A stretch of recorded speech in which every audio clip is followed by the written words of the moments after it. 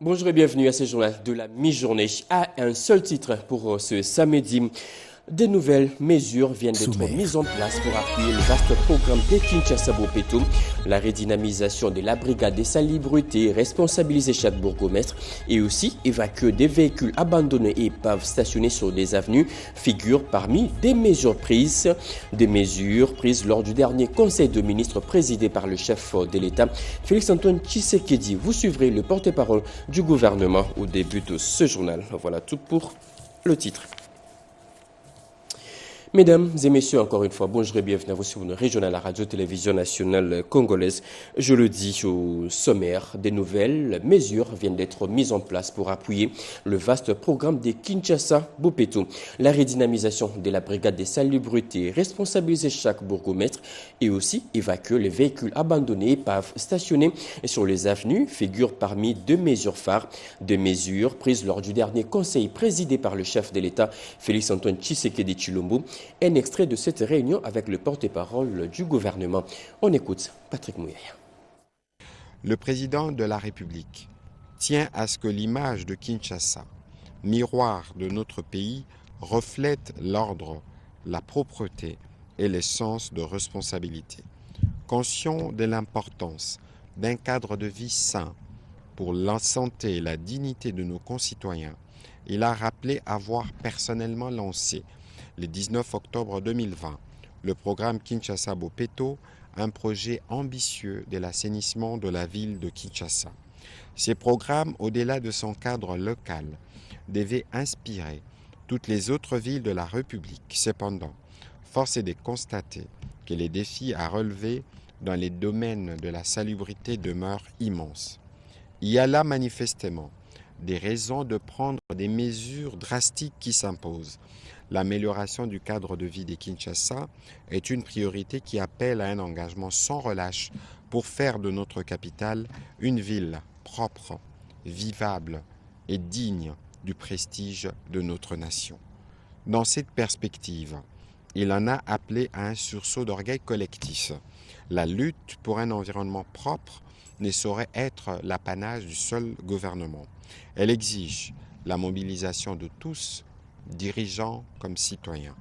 Il a engagé en conséquence le gouvernement provincial de Kinshasa, en collaboration avec le ministre délégué près le ministre de l'Urbanisme et Habitat, en charge de la politique de la ville, sous la coordination du vice-premier ministre, ministre de l'Intérieur, à prendre sans délai les mesures suivantes. Responsabiliser chaque niveau de gouvernance locale, du bourgmestre au chef d'avenue, pour faire respecter la discipline de propreté dans chaque entité de la ville. Redynamiser la brigade de salubrité, la doter de moyens humains, matériels et juridiques nécessaires, y compris les mesures de coercition pour faire respecter les normes d'hygiène et ramener tous les citoyens à une culture de propreté. Lancer une réflexion sur la création d'une unité spécialisée avec pour mission prioritaire de débarrasser les avenues de Kinshasa des véhicules abandonnés et épaves qui y sont inutilement stationnés. Un rapport circonstancié assorti des propositions concrètes devra être présenté au Conseil des ministres dans un délai de 7 jours par le ministre délégué près l'urbanisme et habitat en charge de la politique de la ville pour évaluation et mise en œuvre progressive. L'RDC dispose déjà d'une politique nationale pour la promotion et la protection des personnes vivant avec handicap. Cette nouvelle politique a été présentée à une organisation internationale qui veut donner un coup de pouce à ces documents. La délégation des Christian Blends Mission l'a dit au vice-premier ministre en charge de l'économie, Daniel Mukoko Samba. C'était au cours d'un échange auquel a été associée la ministre déléguée en charge des personnes vivant avec handicap, Irène Esambo Diata. D'autres détails avec Rodépanda. La rencontre d'échange entre les vice-premiers ministres, ministre de l'économie nationale Daniel Mukoko Samba et la ministre déléguée près la ministre des Affaires sociales Irène Esambo était essentiellement consacrée au soutien de l'organisation internationale chrétienne CEBEM pour la stratégie nationale en faveur des personnes vivant avec handicap. Irène Esambo a accompagné la délégation des Christian Blend Mission CEBEM représentée par M. Mbake Nyang, directeur global programme de CBM International, a présenté la situation préoccupante pour la prise en charge des personnes vivant avec handicap. Il y a 2 semaines, la République démocratique du Congo vient d'adopter sa politique nationale pour la promotion et la protection des droits des personnes avec handicap. Le CBM, c'est un des grands partenaires stratégiques du secteur du handicap dans notre pays et CBM s'aligne à accompagner la mise en œuvre de ces 2 instruments combien importants pour notre pays. Et c'est comme ça qu'il était question qu'on rencontre son ex. Vu que Madame la Première ministre, chef du gouvernement, elle est occupée pour d'autres charges de l'État, elle a demandé à ce que nous soyons reçus par le VPM et qui pourra lui faire rapport. Mbake Nyang a insisté sur la stratégie nationale sur cette question qui enregistre déjà une grande avancée auprès de son organisation et s'engage à s'en approprier en tant que partenaire. Nous venons de rencontrer le vice-premier ministre. C'était pour d'abord remercier le gouvernement de l'adoption de la nouvelle stratégie, de la nouvelle politique. Pour nous, c'est une excellente avancée par rapport à tout ce qui doit se faire pour la prise en charge de l'handicap en RDC. Daniel Mukoko Samba en a profité pour remercier le chef de l'État Félix Tshisekedi pour son engagement sans faille. Le RDC prépare activement sa prochaine validation au processus ITE prévu le 31 décembre prochain. Pour l'heure, toutes les parties prenantes sont autour d'une table pour élaborer tous les documents nécessaires sur les flux financiers illicites. Un document à soumettre aux autorités de ces processus. Peggy Mukunda nous en parlait. La République démocratique du Congo s'attelle et s'active déjà pour sa validation prochaine aux normes ITIE internationales du 31 décembre 2025. Les parties prenantes se sont retrouvées au chapiteau de Pullman Grand Hôtel Kinshasa au cours d'un atelier d'échange sur l'établissement du registre des bénéficiaires effectifs pour élaborer un texte réglementaire et commun à soumettre aux autorités compétentes du pays. Ensemble, ils ont apporté des améliorations sur ces drafts zéro et échangé sur les grandes lignes de cet arrêté ministériel. Nous sommes en train de travailler sur l'amélioration de l'arrêté de lutte contre la corruption et le blanchiment des capitaux. C'est un texte qui nous permet que nous puissions arriver à l'établissement d'un registre des bénéficiaires effectifs. Et comme vous le savez, dans le cadre de l'initiative pour la transparence des industries extractives, l'exigence 2.5 voudrait que la RDC puisse publier la liste des bénéficiaires effectifs qui sont ces personnes physiques qui sont derrière toutes les constructions juridiques que sont les entreprises. En 2022, la note de la RDC sur la question des bénéficiaires effectifs, la note était très faible. Maintenant, nous voudrons que cette note s'améliore et que ça puisse aussi améliorer le contexte général de la notation du pays lors de la prochaine validation qui va commencer dans 5 mois. La mise en commun des améliorations de ces projets d'arrêté ministériel amènera les pays à sa prochaine validation. Dans quelles conditions travaillent les agents et cadres du data center du gouvernement? Eh bien, le ministre des Postes, Télécommunications et Numériques, Augustin Kibassa Maliba, était descendu sur les lieux pour se rassurer aussi des équipements utilisés au sein de ces centres. Nono Mantikou était dans sa suite.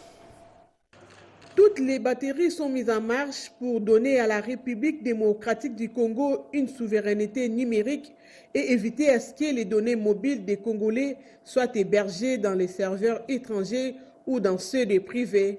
C'est ce qui justifie la visite d'inspection du ministre des Postes, Télécommunications et du Numérique au data center du gouvernement où sont hébergées toutes les données de l'administration publique. Augustin Kibassa Maliba est allé palper les réalités des travaux sur place, mais surtout évaluer l'état de fonctionnement des équipements de cette infrastructure nationale.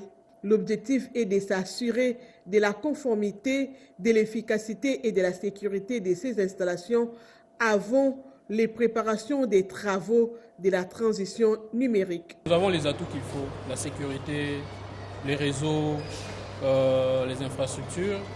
Le gouvernement a un outil qu'il utilise. le gouvernement a une capacité, il faut qu'il l'exploite au maximum, plutôt que d'aller vers les privés et d'amener pas avoir une souveraineté numérique en soi. Les ministres des Postes, des Télécommunications et des Numériques a eu droit aux explications claires et nettes sur les fonctionnements de ces data centers d'une capacité d'environ 400 kVA en termes d'électricité dont la puissance est déterminée selon les besoins ou selon la consommation. Si on l'exploite bien, il peut héberger les données de l'administration publique, de la police nationale congolaise ainsi que de l'armée, a indiqué les chefs des sous-cellules informatiques à l'immeuble du gouvernement. Les silences des églises catholiques et protestantes face aux crimes et violences commis dans l'est de la RDC inquiètent. Le ministre de la Communication et Médias, Patrick Komouyaya, l'a dit lors d'une conférence débat citoyen organisée par la Synergie pour la transparence des processus de paix. On écoute le porte-parole du gouvernement. Moi, je ne peux pas comprendre que je n'entende pas des déclarations de condamnation fermes sur tous les crimes qui ont été commis à Goma. Nous suivons ça au quotidien. La barbarie et l'horreur. Moi, je ne peux pas comprendre que l'Église ne prenne pas clairement et durement position. L'Église, en prenant cette position, ne serait pas non plus rejetée par ceux-là. Parce que lorsque les prêtres sont allés à Goma, ils ont donné du crédit à ceux qui sont là. Alors, nous sommes gouvernement, nous essuyons les critiques quotidiennes.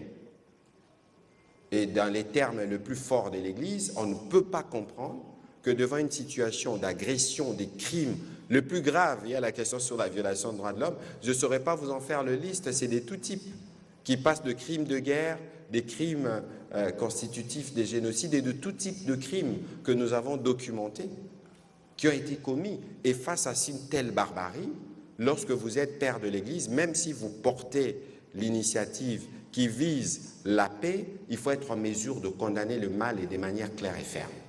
Première chose. Deuxième chose, le rôle d'arbitre, c'est le rôle dévolu au président de la République. Je ne pense pas que le prêtre, en prenant cette initiative, veut lui faire concurrence dans son rôle. Vous avez suivi les propos de l'honorable Moumengi ici, qui dit qu'ils feront des propositions au président de la République, parce que si les pactes tel que voulu doit prendre forme au sein de la communauté, le pacte doit être endossé par les institutions pour permettre de créer ces cadres de change. Mais encore que même quand ces cadres seront créés, je ne sais pas quelle en sera la formule, mais là aussi ce sera un cadre de discussion où il faut qu'on fasse le bon diagnostic. Et en Ituri, tous les rebelles appelaient à tourner les dos aux groupes armés et à déposer les armes sans aucune condition. L'appel est de la crème intellectuelle iturienne. Les membres de cette organisation se sont prononcés les jeudis derniers suite aux récentes violences perpétrées dans les territoires des Djougou. Regardez. Sous un ton unanime et de sérénité, ces étudiants inscrits dans différentes institutions d'enseignement supérieur et universitaire disent non à la recrudescence de violences armées en Ituri en général et en territoire de Djougou en particulier. Je suis d'abord juriste, je ne peux pas soutenir ça.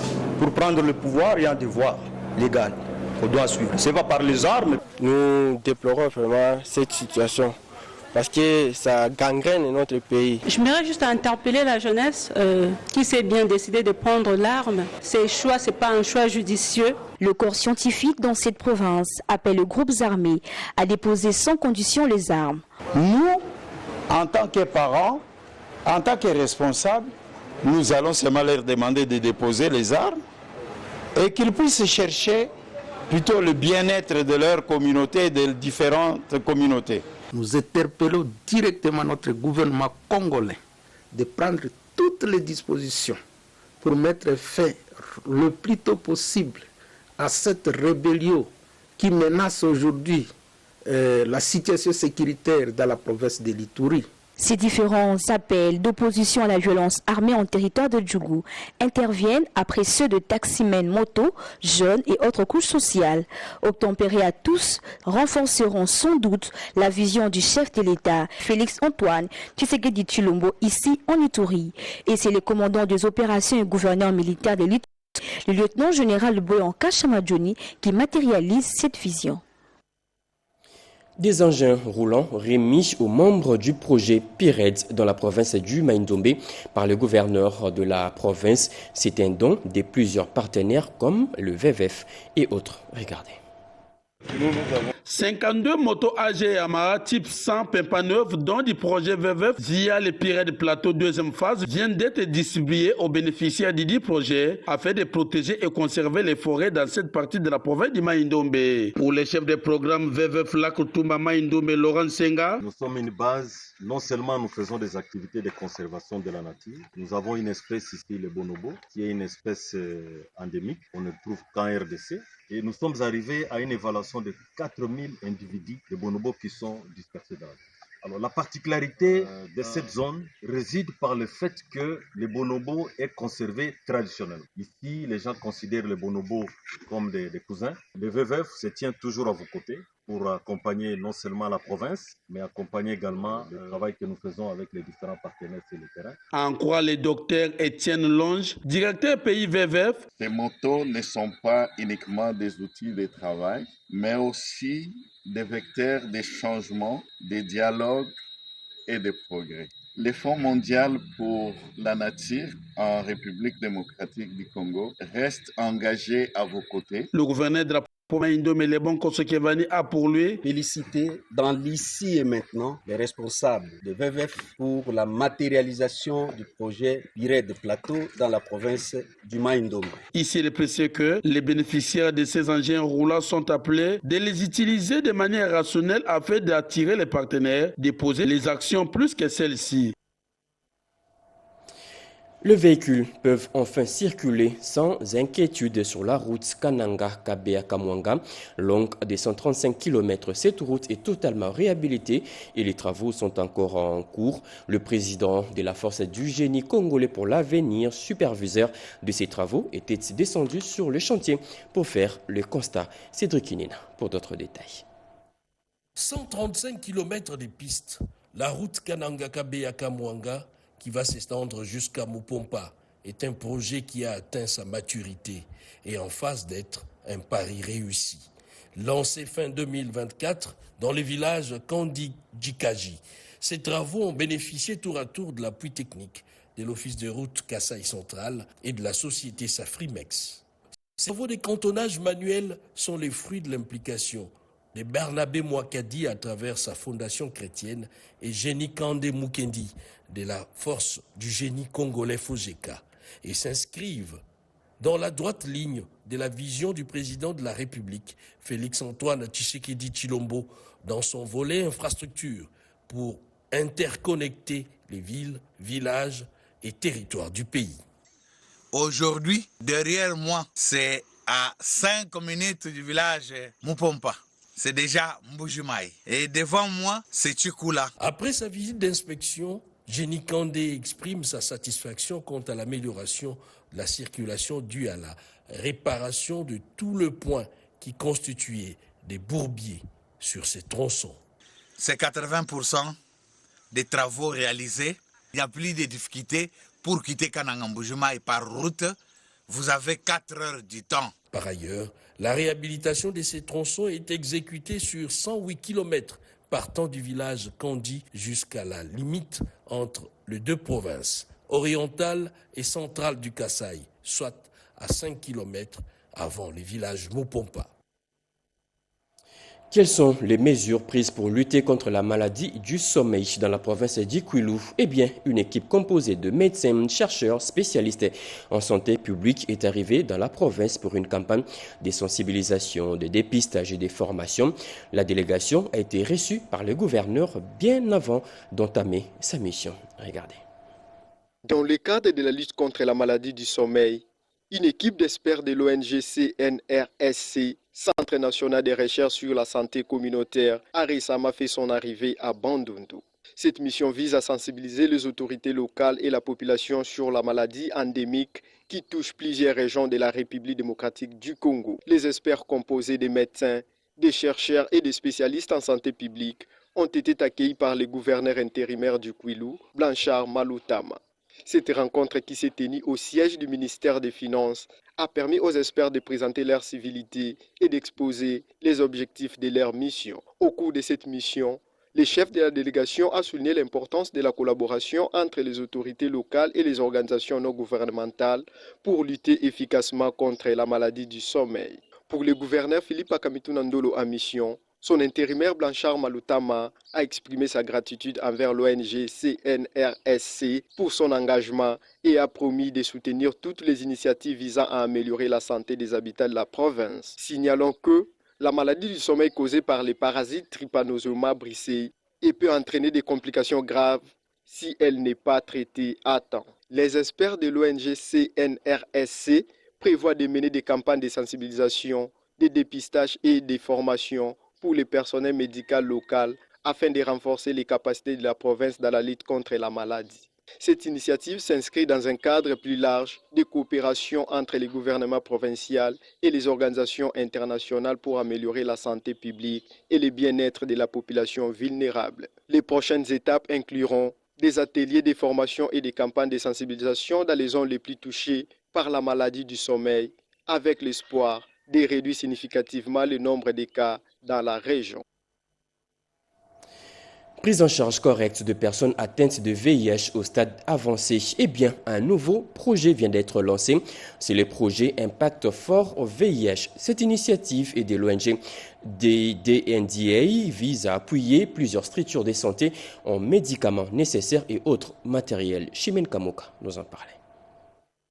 Le projet Impact Fort VIH, consacré à l'amélioration de la prise en charge des personnes atteintes du VIH au stade avancé, déjà lancé à Kinshasa par l'Organisation des recherches médicales, Initiative Médicaments contre les maladies négligées, DNDI, en collaboration avec les ministères de la Santé, vise la réduction des cas de décès du sida, également renforcer le dépistage précoce et l'orientation des patients vers les structures de santé pour une prise en charge correcte. Dans le cadre de la mise en œuvre de ce projet, le directeur régional du bureau de DNDI RDC a visité différentes formations médicales bénéficiaires de l'appui de son organisation, notamment le centre de santé Kimia dans la commune de Kintambo. Le fait qu'on a décentralisé la prise en charge au niveau des SPOC, ça veut dire les centres de santé, ça permet aux patients d'être à proximité des centres qui prennent en charge le sida avancé. Et plus le diagnostic est précoce, plus la prise en charge est bonne. Nous travaillons avec les communautaires, ça veut dire qu'il y a des associations, n'est-ce pas, qui sont fonctionnelles, avec qui nous collaborons pour faire de sorte que nous soyons plus proches des patients. Le médecin directeur du centre de santé Kimia a exprimé sa satisfaction. L'apport de DNDI est très significatif parce que nous a disponibilisé les intrants, nous a disponibilisé les moyens de transport. DNDI a disponibilisé les médicaments pour sauver nos frères et nos sœurs qui sont malades. Et sans cet apport, la prise en charge serait très compliquée. Ce projet de 3 ans, débuté au mois de juin 2025 dans 9 zones de santé de Kinshasa, s'étendra sur l'ensemble de la République. L'heure de l'évaluation a sonné pour le projet Avenir Exercice 2025, un projet qui vise à appuyer l'entrepreneuriat agricole. Eh bien, les membres évoluant dans ces secteurs se sont retrouvés à Kinshasa pendant 5 jours pour une évaluation à mi-parcours. Un constat amer se dégage, le projet traîne encore les pas et les acteurs sont appelés à appuyer sur l'accélérateur pour une réussite totale. Marie Kalong pour d'autres détails. Dans le cadre de l'évaluation mi-parcours du projet Avenir Exercice 2025, différents experts se sont mobilisés pour aller dans les 4 axes d'intervention du projet d'autonomisation par la valorisation de l'entrepreneuriat agricole et rural sensible à la nutrition inclusive et résiliente au changement climatique. Pendant 5 jours, les experts ont pu constater les efforts des partenaires de mise en œuvre mobilisés sur le terrain et ont formulé des recommandations, a dit Justinien Bachirongo Bignoma, coordinateur national du projet Avenir. Ils ont vu les efforts que le projet a amenés, ils ont trouvé les partenaires de mise en œuvre déjà mobilisés sur le terrain, discuté avec un certain nombre de bénéficiaires, eu des échanges avec les cadres gouvernementaux au niveau de chaque province. Ils ont également relevé quelques recommandations qui sont toutes d'ailleurs axées sur l'accélération des activités au cours du reste du mois de l'année 2025. Le représentant du FIDA a salué l'équipe de la mise en œuvre du projet Avenir pour le travail abattu. Il y a des avancées notables qu'on a pu constater sur le terrain, notamment dans le domaine de l'ingénierie sociale, dans le domaine de la production de semences, dans le domaine justement de l'encadrement des organisations paysannes. Maintenant, il faut mettre un coup de pied sur l'accélérateur pour s'assurer qu'on passe à échelle dans la mise en œuvre des différentes activités. Et il y a un certain nombre de recommandations qui visent à améliorer la mise en œuvre des activités du projet. Il était donc question d'une mission de supervision conjointe gouvernement congolais et les 2 bailleurs de fonds, à savoir Agence française de développement et FIDA. Rencontrer des employeurs en quête des profils qualifiés, c'est le souhait de plusieurs jeunes à la recherche d'emploi.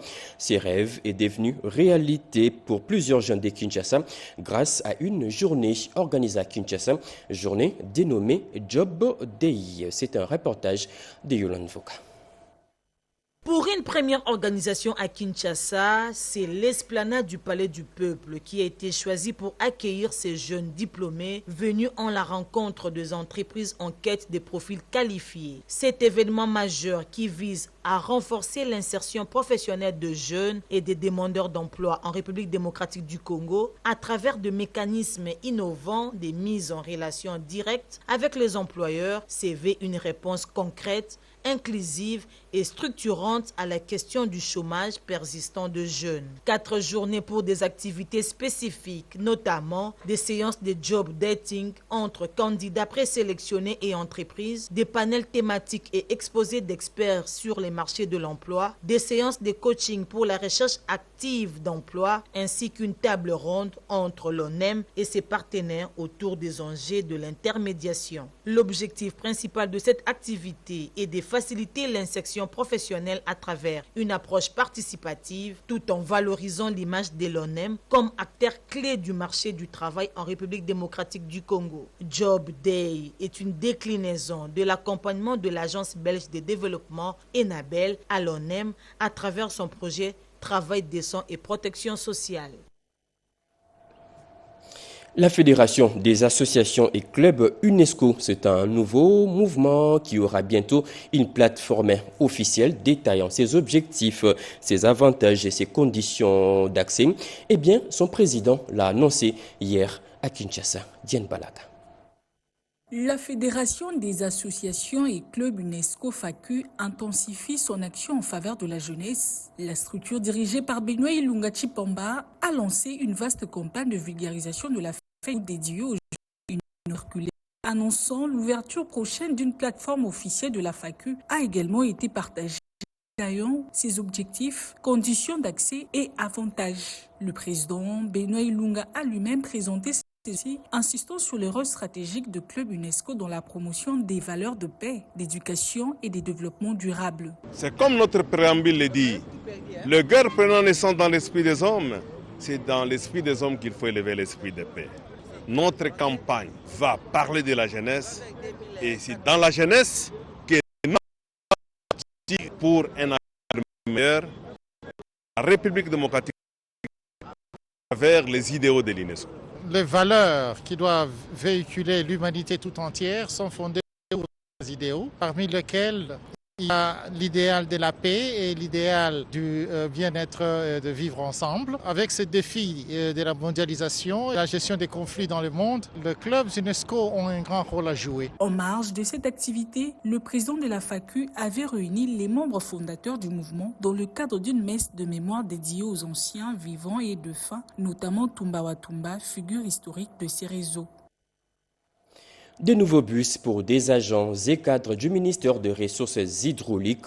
Ces bus vont servir pour le déplacement du personnel. Ils ont été présentés à ces agents par le secrétaire général. Regardez. Plusieurs sujets étaient au menu de cette Assemblée générale ordinaire, notamment la suspension du secrétaire général aux ressources hydrauliques. La question divise, mais Jeanne le président de la délégation syndicale tient à apporter de l'éclairage. Il y a la question qui est liée à la redevance des zones naturelles au travers d'une lettre que le ministre avait adressée au secrétaire général. Dans cette lettre, le ministre précise bien que le secrétaire général ne pouvait pas s'engager sans au préalable concerter son ministre. Et il lui a aussi dit de pouvoir se référer aux textes qui sont en vigueur. L'Assemblée générale de ce jeudi 24 juillet a été boycottée par certains délégués syndicaux, une attitude peu appréciée par le président de l'intersyndicale, Willy Katende. Je reproche aux amis, ils ont fait du syndicalisme que l'on a toujours appelé du dialélo, un syndicalisme dans les poches de l'employeur. Raison pour laquelle vous le voyez se comporter ainsi. Ils ont été financés pour donner la information sur la suspension du secrétaire général. Et nous avons été avec eux, ils savent tous qu'il devait y avoir une assemblée générale. Ils étaient dans l'obligation d'être ou de participer. Malheureusement, ils ne sont pas venus. La rencontre de ce jeudi était également une occasion pour présenter aux agents le bus nouvellement acquis. Des engins qui vont faciliter le transport du personnel. Ce dernier continue quand même à exiger l'amélioration des conditions de travail. L'RDC doit tourner les dos à la francophonie et devenir un pays anglophone. C'est le souhait émis lors d'une matinée scientifique organisée par le corps de l'élite scientifique de l'UDPS. Alain Bikaï. Ils sont partout d'apporter des solutions aux problèmes de la société congolaise. C'est dans cette dynamique que les scientifiques membres du corps de l'élite scientifique de l'UDPS se sont réunis pour scruter l'importance des valorisations de nos langues nationales et de l'anglais. Ils ont fait appel au professeur Raymond Sangabao, conseiller de la ministre de l'ESU et chef du département des langues vivantes de la faculté d'être. Dans son exposé, ces cadres de l'UDPS a élevé stratégique et les défis d'une politique linguistique pour la République démocratique du Congo. Partant du deal économique en gestation avec les États-Unis d'Amérique et sa position stratégique, le pays de Félix Antoine Tshisekedi Tshilombo doit valoriser ses 4 langues nationales et faire de l'anglais aussi une langue officielle en République démocratique du Congo, insiste Raymond Sangabao. Les enjeux sont tels que la RDC doit changer sa politique linguistique. Parce qu'en incluant les langues locales, plus l'anglais et le français, cette politique linguistique va devenir plus inclusive pour favoriser la cohésion nationale dont nous avons besoin et pour contribuer au développement de notre pays. Parce que la politique linguistique est un levier de développement durable dans un pays. Une démarche saluée par les coordonnateurs scientifiques de cette structure informelle de l'UDPS, professeur Jean-Marie Béa, doyen de la faculté polytechnique de l'université de Kinshasa. La formule 4 langues nationales plus les langues, le français et l'anglais, je pense que c'est quelque chose de nouveau qu'il faut mettre dans la Constitution. C'est l'une des raisons pour lesquelles notre Constitution doit changer pour que notre pays devienne vraiment un pays solution. La science au service de la nation reste le leitmotiv du corps de l'élite scientifique de l'UDPS. C'est fini pour ce journal de la mi-journée, mesdames et messieurs. Ce journal a été coordonné par Jean-Pierre Ndolo Demazou, réalisé par Ramadan Poki, Chimendondo. La partie technique a été assurée par Nzengele Bassosa, Fidel Mambweni et Jerry Mawassa. Le tout sous la direction de Joseph Oscar Mbalkaïch. Merci de nous avoir suivis. Prochain rendez-vous de l'actualité, c'est à 19h avec Paulette Lumba. Bon week-end à toutes et à tous. Au revoir.